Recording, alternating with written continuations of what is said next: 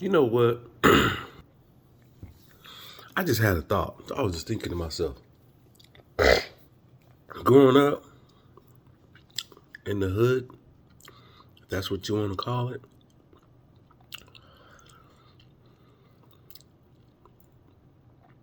was as a kid, it was the happiest days for at least for me. I can speak for myself. And then I say until I turn maybe 9, 10 years old, that's when it started to get a little rough. But um, I would say it was kind of off and on too, though, because my situation was really different, extremely different. When you have two different parents and two different kind of famous states, and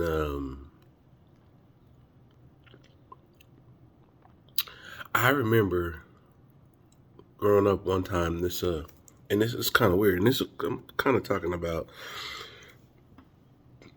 Excuse me. Um, some of the things that went on when I was a teen.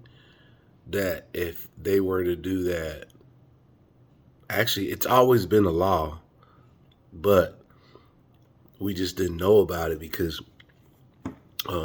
it's best to keep a lot of people in the dark, if you know what I mean. Because then you can control the situations, or the way you want it. But I remember one time, um, I had a friend which did not live in my house. Um, and during that time, I was kind of the star football player or whatever, star track. Um, and the local police showed up at my door. They knocked on it, and kind of hard because, I was like, "What the heck? Why are they kind of banging on my door?" I was like, "Who is this?" And in my head, I was thinking, "Who y'all think y'all is? The police or something?" And instead of actually looking in the peephole, I was like telling myself, "Man, I'm about to tell them not to be knocking on my door. I don't care who this is." As soon as I opened the door up, police has a pistol pointed right at my head, like immediately, and he's saying, "Is such and such here?" and telling me to back up, and um, I'm backing up because I was like, What's going on?" So I'm looking at the guy like, "What are you doing?" And then I told him, I was like, "What are you doing?" I was like, "Why you got a gun out?"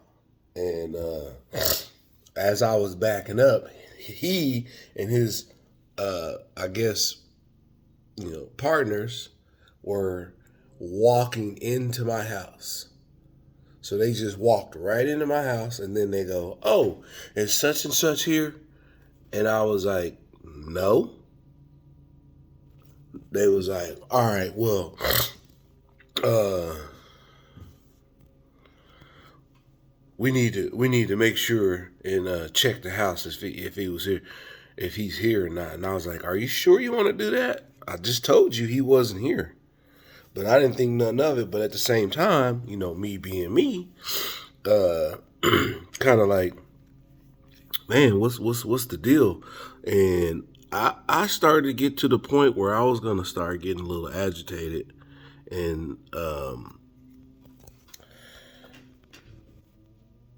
just as that happened, my mom walked through the hall, and she was like, "He's not here. He's not here." And then my little brothers, they are like, shoot, two, and my sister, they're like 2 and like 3 years old, started walking in the hall, and I'm thinking, man, what the heck's going on here? And then eventually they walked out and then said they, whatever, this person need to report to, whatever county or whatever. And I'm thinking to myself, I don't care. I don't care.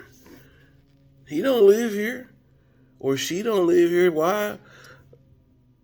Just because you know that they associated with us and they're friends or whatever, and we're friends, and yeah, you're right.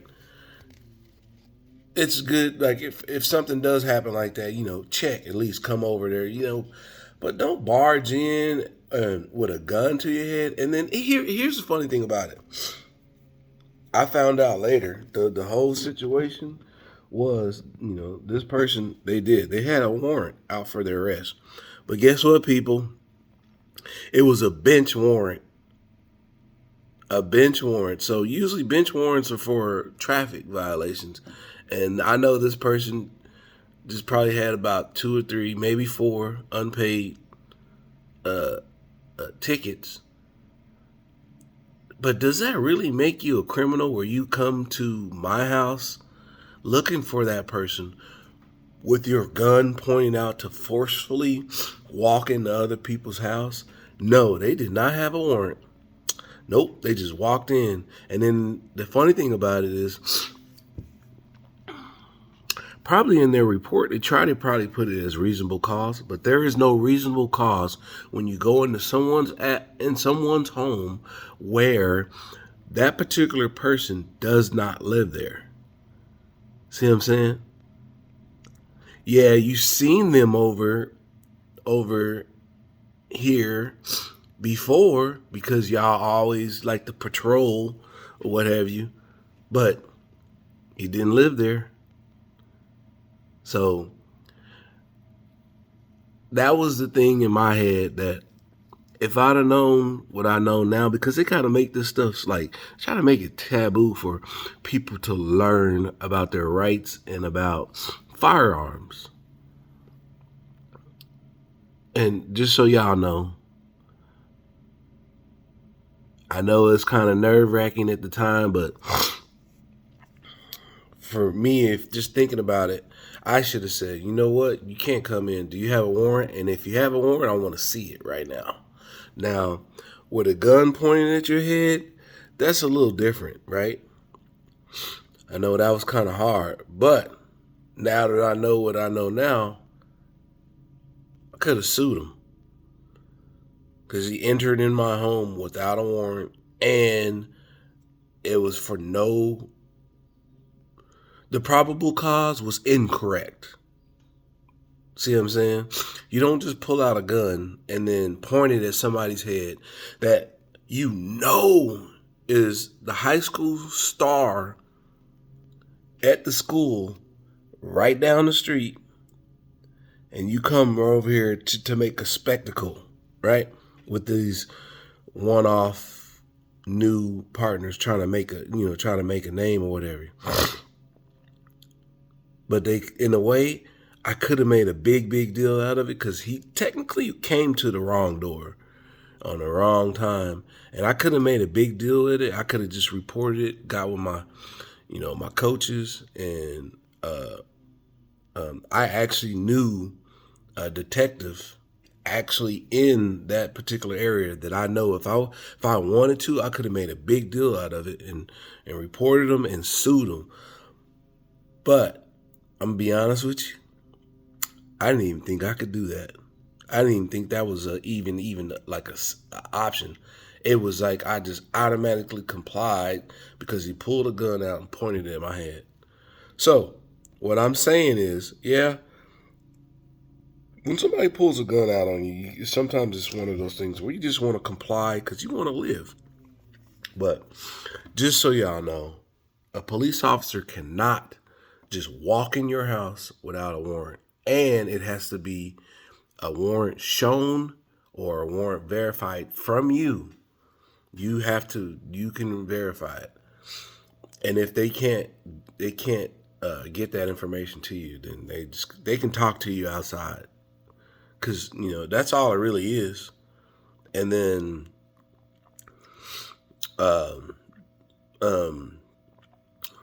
But then also, I